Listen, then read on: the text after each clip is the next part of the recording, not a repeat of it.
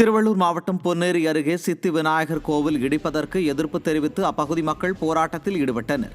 பழவேற்காடு முதல் புதுவாயில் வரை சாலை விரிவாக்கப் பணிகள் நடைபெற்று வரும் நிலையில் சின்னக்காவணம் பகுதியில் 150 ஆண்டுகள் பழமை வாய்ந்த சித்தி விநாயகர் கோவிலை இடிக்க நெடுஞ்சாலைத்துறையினர் முயன்றதாக கூறப்படுகிறது.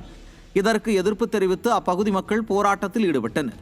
மாற்று இடத்தில் கோவிலை கட்டித்தர வேண்டும் என நெடுஞ்சாலைத்துறையினருக்கு பேரணியாக சென்று மனு அளிக்க முயன்ற பொதுமக்களை விடியா அரசின் ஏவல் துறையினர் தடுத்து நிறுத்தியதால் அப்பகுதியில் சிறிது நேரம் பரபரப்பு நிலவியது.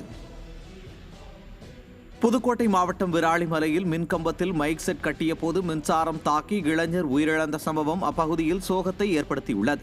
விராலிமலை அம்மன் கோவில் திருவிழாவையொட்டி சரளப்பட்டியைச் சேர்ந்த 22 வயதான ரமேஷ் என்பவர் மின்கம்பத்தில் ஏறி மைக் செட் கட்டி கொண்டிருந்தார். அப்போது எதிர்பாராத விதமாக மின்கம்பி ரமேஷ் மீது உரசியதில் மின்சாரம் தாக்கி அவர் தூக்கி கீழே வீசப்பட்டார்.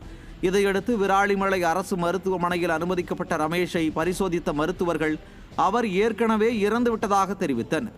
இச்சம்பவம் அப்பகுதி மக்களிடையே சோகத்தை ஏற்படுத்தியுள்ளது. விடியா திமுக அரசு மின்கம்பங்களை முறையாக பராமரிக்காததால் மின்சார விபத்துக்கள் தொடர்கதையாகி வருவதாக மக்கள் குற்றம் சாட்டியுள்ளனர். தஞ்சையில் சில மணி நேரம் பெய்த மழைக்கே பெரிய கோயிலில் தண்ணீர் தேங்கியதால் பக்தர்கள் அவதி அடைந்தனர்.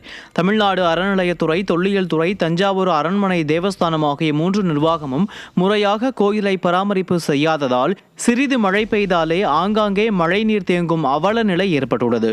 எனவே திறனற்ற திமுக அரசு இதுகுறித்து நடவடிக்கை எடுக்க வேண்டும் என பக்தர்கள் வலியுறுத்தியுள்ளனர்.